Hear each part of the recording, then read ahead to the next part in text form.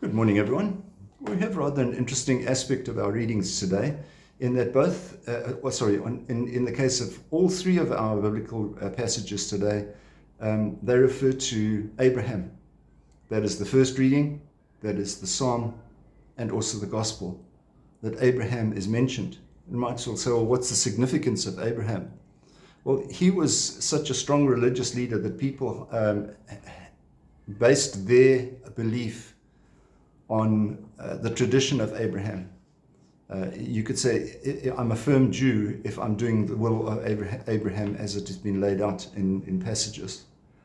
And so the Jews felt they held fast to their religious beliefs. They were very traditional. I think even today that Jewish people and some other religions holding onto their faith intensely, that it becomes integral in their daily lives.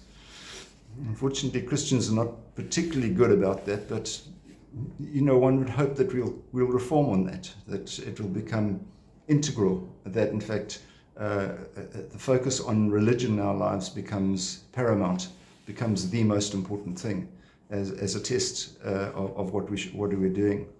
So it's although there are references to Abraham, Jesus is also talking about Abraham in that particular case and referring to it, but he also makes a case that he's greater than Abraham. And so therefore, we should listen very carefully to what he has to say. So they're saying to you, Jewish people, you want to follow Abraham, but if you want to get to heaven, you need to start listening to what I have to say as well. And there are lots of references in this time of our biblical passages in the Masses that refer to the link between Christ and God. Sort of talking about I am the one, and the passage that, at least the two words that sort of jump out of us in the passage says, and Jesus makes a statement, before Abraham ever was, I am.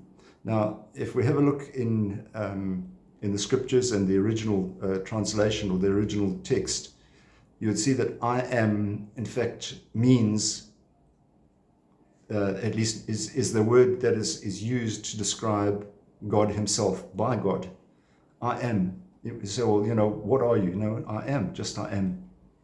And it's quite a startling one. We start talking about, the future or the past means nothing to God, because you're talking about I am, not I was or I will be. I just am. Jesus wants us to be with him. The Jews, when they made these kind of statements, got very excited and wanted to stone him.